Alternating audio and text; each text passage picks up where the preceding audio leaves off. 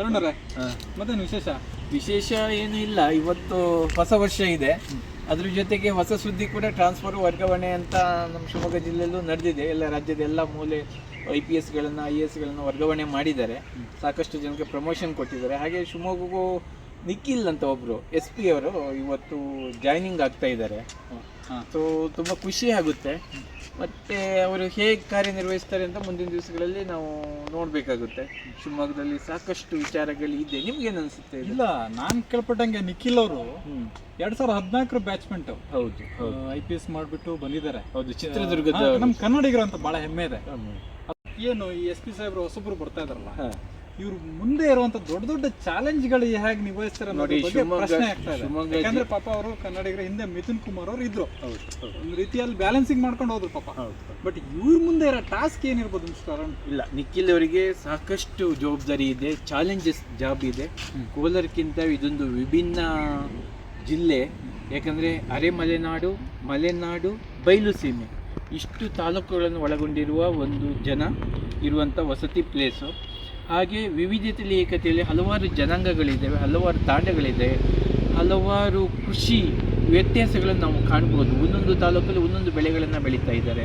ಹಾಗೆ ನಮ್ಮ ಮಲೆನಾಡಿನ ಭಾಗ ಯೋಚನೆ ಮಾಡಿದರೆ ಸೊರಬ, ಸಾಗರ, ತೀರ್ಥಹಳ್ಳಿ ಒಂದು ವಾತಾವರಣವನ್ನು ಸೃಷ್ಟಿ ಮಾಡಿದರೆ, ಈ ಕಡೆ ಶಿಕಾರಿಪುರ ಒಂದು ವಾತಾವರಣ ಸೃಷ್ಟಿ ಮಾಡುತ್ತೆ, ಶಿವಮೊಗ್ಗ ಗ್ರಾಮಾಂತರ ಒಂದು ವಾತಾವರಣ ಸೃಷ್ಟಿ ಮಾಡುತ್ತೆ, ಹಾಗೆ ಶಿವಮೊಗ್ಗ ನಗರ ಕೂಡ ಒಂದು ವಾತಾವರಣ ಇದೆ. ಇಷ್ಟೆಲ್ಲ ವಾತಾವರಣದ ವೈವಿಧ್ಯತೆಯಲ್ಲಿ ಹೇಗೆ ಏಕತೆಯಿಂದ ಆಡಳಿತವನ್ನು ನಡೆಸ್ತಾರೆ, ಹೇಗೆ ಸೇವೆ ಕೊಡ್ತಾರೆ ಶಿವಮೊಗ್ಗ ಜಿಲ್ಲೆಗೆ ಅನ್ನೋದು ನನಗೂ ಸ್ವಲ್ಪ ಕಾತುರತೆ ಇದೆ. ಇದ್ರ ಬಗ್ಗೆ ನಿಮ್ಮ ಅಭಿಪ್ರಾಯ ಏನು? ನಮ್ಮ ಅಭಿಪ್ರಾಯನೂ ಕೂಡ ಅದೇನೆ. ಫಸ್ಟ್ ಆಫ್ ಆಲ್ ಈಗ ಬಂದಿರೋರು ಇವ್ರ ಬಗ್ಗೆ ನಾವು ಕೇಳ್ಪಟ್ಟಂಗೆ ಮಾಹಿತಿಗಳು, ನಾವು ಜರ್ನಲಿಸಮ್ ಪ್ರಕಾರ ಮಾಹಿತಿಗಳು ತಗೊಂಡಿರೋದ್ರಲ್ಲಿ ನಮ್ಮ ಸ್ನೇಹಿತರು ಆ ಭಾಗದವ್ರು ಹೇಳಿದ ಪ್ರಕಾರ ಒಬ್ಬ ದಕ್ಷ ಮತ್ತು ಪ್ರಾಮಾಣಿಕ ಅಧಿಕಾರಿ ಅಂತ ಇವ್ರ ಬಗ್ಗೆ ಆಲ್ರೆಡಿ ಹೆಸರು ಬರ್ತಾ ಇದೆ. ಹೌದು. ಬಟ್ ಆ ಹೆಸರು ಇದೆಯಲ್ಲ, ಆ ಹೆಸರಿನ ಜೊತೆಗೆ ಇಲ್ಲಿ ಆಡಳಿತ ಯಾವ ರೀತಿ ಅಲ್ಲಿ ಮಾಡಲಿಕ್ಕೂ ಇಲ್ಲಿ ಮಾಡಲಿಕ್ಕೂ ತುಂಬ ಲಾಟ್ ಆಫ್ ಡಿಫ್ರೆನ್ಸಿಯೇಷನ್ ಇದೆ. ಇಲ್ಲಿ ನಮ್ಮಲ್ಲಿ ಶಿವಮೊಗ್ಗ ಬಂದರೆ ಒಂದು ಸೆನ್ಸಿಟಿವ್ ಪ್ಲೇಸಸ್ಸಲ್ಲಿ ಶಿವಮೊಗ್ಗ ನಂಬರ್ 1 ಇಟ್ಕೊಳ್ಳುತ್ತೆ. ಯಾವುದೇ ಒಂದು ವಿಚಾರ ತಗೊಳ್ಳಿ, ಕೋಮುಗಲಭೆ ಇರ್ಬೋದು, ಅಥವಾ ಇನ್ಯಾವುದೋ ಒಂದು ರಾಬರಿ ಇರ್ಬೋದು, ಇನ್ನೂ ಹಲವಾರು ಪ್ರಚೋದನಕಾರಿ ಹೇಳಿಕೆ ಕೊಡೋ ಕೇಂದ್ರ ಬಿಂದುನು ಶಿವಮೊಗ್ಗನಾಗಿರುತ್ತೆ. ನೀವು ಏನು ರಾಜಕೀಯ ಏನು ಸ್ಟಾರ್ಟಿಂಗ್ ಪಾಯಿಂಟ್ ಏನಿದೆ ಅದು ಮೊದಲ ಸ್ಥಾನವನ್ನು ಶಿವಮೊಗ್ಗ ಅಲಂಕರಿಸುತ್ತೆ. ಹೌದು, ನೀವು ಹೇಳ್ದಂಗೆ ಇದಕ್ಕೊಂದು ಆ್ಯಡ್ ಮಾಡಿದ್ದಾರೆ. ನಾವು ಶಿವಮೊಗ್ಗದಲ್ಲಿರುವ ಓಸಿ ದಂಧೆ, ಗುಟ್ಕ ಮತ್ತು ಗಾಂಜಾ ಮಾಫಿಯಾವನ್ನು ಹೇಗೆ ಕಂಟ್ರೋಲಿಗೆ ತಗೊಳುತ್ತೆ ಪೊಲೀಸ್ ಡಿಪಾರ್ಟ್ಮೆಂಟು ಅನ್ನೋದು ಒಂದು ನಮಗಿದೆ. ಈಗಾಗಲೇ ಇವರ ನೇತೃತ್ವದಲ್ಲಿ ಹೇಗೆ ಭಾಗವಹಿಸುತ್ತೇವೆ ಅನ್ನೋದ್ರ ಜೊತೆಗೆ ಈ ರಿಯಲ್ ಎಸ್ಟೇಟ್ ದಂಧೆಯನ್ನು, ಏನು ಭೂಮಾಫಿಯ ದಂಧೆಯನ್ನು ನಿಖಿಲ್ ಅವರು ಹೇಗೆ ಹ್ಯಾಂಡ್ಲು ಮಾಡ್ತಾ ಇದ್ದಾರೆ ಅಂದರೆ ಸಾಕಷ್ಟು ಕೋರ್ಟ್ ನಿರ್ದೇಶನಗಳಿದೆ. ಪೊಲೀಸ್ ಸ್ಟೇಷನಲ್ಲಿ ಏನು ರಿಯಲ್ ದಂಧೆ ನಡೆಸಬಾರ್ದು ಅನ್ನೋದು ಒಂದು ಕಾನೂನಿದೆ, ನಿಯಮನೂ DGP last time.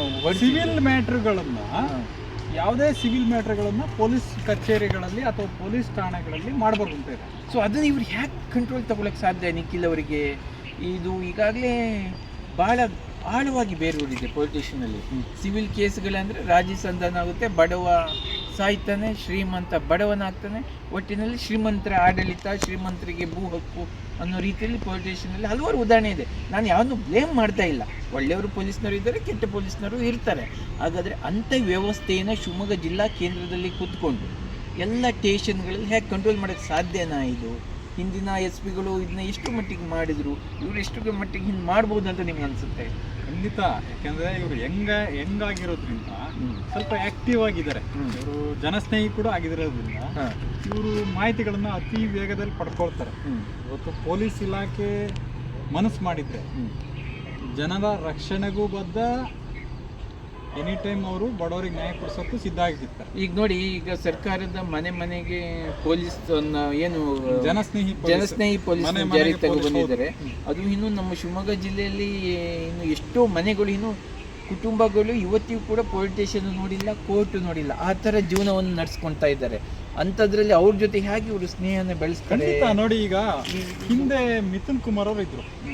Mithun Kumar ಅವರು ಹಾಗೆ ಮನೆ ಪೊಲೀಸ್ ಅಂತ ಹೇಳಿ ಆ ಏರಿಯಾ ಬೀಟ್ ಪೊಲೀಸ್ ಏನಿರ್ತಾನೆ ಆ ವ್ಯಕ್ತಿ ಆ ಒಂದು ಹಳ್ಳಿಯ ಮನೆಗೆ ಹೋಗಿ ಒಂದು ಸ್ಟಿಕ್ಕರಿಂಗ್ ಅಂಟಿಸ್ತಾರೆ. ಅಲ್ಲಿ ನಿಮ್ಮ ಸಹಾಯವಾಣಿಯನ್ನು ಮೆನ್ಷನ್ ಮಾಡ್ತಾರೆ. ಆ ಸಹಾಯವಾಣಿ ಥ್ರೂ ಅವರು ಜನಸ್ನೇಹಿಯಾಗಿದ್ದರು. ಅದೇ ರೀತಿ ನಾನು ಕೇಳ್ತಾ ಇರೋದು ಅದೇ ಟಾಸ್ಕ್ನ ಇವ್ರೇನಾದ್ರು ಮುಂದುವರಿಸ್ತಾರೋ ಹೌದು ಹೇಗೆ ಅನ್ನೋದ್ರ ಬಗ್ಗೆ ನಾವು ಕೂಡ ಅದು ಕ್ಯೂರಿಯಾಸಿಟಿ ಇದೆ. ನಾವು ಈ ಕಡೆ ಲೋಕಲ್ ಆಗಿರೋದ್ರಿಂದ ಯಾವ ರೀತಿ ಕರ್ತವ್ಯವನ್ನು ನಿರ್ವಹಿಸ್ತಾರೆ ಅನ್ನೋದು ನಮಗೊಂದು ಮತ್ತೆ ರೀತಿಯಲ್ಲಿ ಇವರಿಗೆ ನಿಖಿಲ್ ಅವರಿಗೆ ಕಾತರತೆಯಿಂದ ಕಾಯ್ತಾ ಇದ್ದೀವಿ. ಇನ್ನೊಂದು ದೊಡ್ಡ ಚಾಲೆಂಜ್ ಇದೆ, ಮರಳು ಮಾಫಿಯಾ. ಮರಳು ಮಾಫಿಯಾ ಅಂತೂ ಮುಂಚೆಯಿಂದನೂ ನಡೀತಾ ಇದೆ. ಮತ್ತಿನ್ನು ಕಲ್ಲು ಬಂಡೆ ಕ್ವಾರಿ, ಈಗ ತೀರ್ಥಹಳ್ಳಿ ಅಂತ ಕಲ್ಲು ಬಂಡೆ ಕ್ವಾರಿಯಲ್ಲಿ ಬಹಳ ತೊಂದರೆ ಆಗ್ತಾ ಇದೆ. ಅರಣ್ಯ ರಾಜಧನ ಅಂದ್ರೆ ರಾಜ್ಯದ ಬೊಕ್ಕಸವನ್ನು ರಾಜಧನ ನಷ್ಟ ಮಾಡ್ತಾ ಇದ್ದಾರೆ. ಹೌದು, ಅದಕ್ಕೆ ಅತಿ ಹೆಚ್ಚು ಇದರಲ್ಲಿ ಬರ್ತಾ ಇರೋದು ಒಂದು ಹೊಸನಗರ, ತೀರ್ಥಹಳ್ಳಿ, ಭದ್ರಾವತಿ ಈ ತರ ತಾಲೂಕುಗಳು ಅತಿ ಹೆಚ್ಚು. ಯಾವುದು ನೀವೇನು ಮರಳು ಮಾಫಿಯಾಗಳ ಏನು ಹೇಳ್ತಿದ್ರಲ್ಲ ಅದು ಕೇಂದ್ರ ಸ್ಥಾನ ಅಂತಾನೆ ಹೇಳ್ಬೋದು ಈ 3 ತಾಲೂಕುಗಳು ಕೂಡ. ಯಾಕಂದ್ರೆ ಅತಿ ಹೆಚ್ಚು ಈ ಶರಾವತಿ ಬ್ಯಾಕ್ ವಾಟರ್ ಇರ್ಬೋದು, ಹಿನ್ನೀರಿನ ಪ್ರದೇಶಗಳು ಏನು ಹಲವಾರು ಅದು ಜಾಸ್ತಿ ಇರೋದು ತೀರ್ಥಹಳ್ಳಿ ಮತ್ತು ಹೊಸನಗರದಲ್ಲಿ ಅತಿ ಹೆಚ್ಚು. ಅಲ್ಲಿಯ ಒಂದು ಉದ್ಯಮಿದಾರರ ಪರವಾಗಿ ಕೆಲವರು ಪೊಲೀಸ್ನವರು ಕೆಲಸ ಮಾಡಿದ್ದಾರೆ. ಆದ್ರೆ ಈಗ ನಾವು ಯೋಚನೆ ಮಾಡ್ತಾ ಇರೋದು ಆ ಸವಾಲನ್ನು ಎದುರಿಸಿ ಇವ್ರು ಯಾವ ರೀತಿ ಕೆಲಸ ಮಾಡ್ತಾರೆ ಅನ್ನೋ ಒಂದು ಕ್ಯೂರಿಯಾಸಿಟಿ ನಮಗೂ ಕೂಡ ಇದೆ.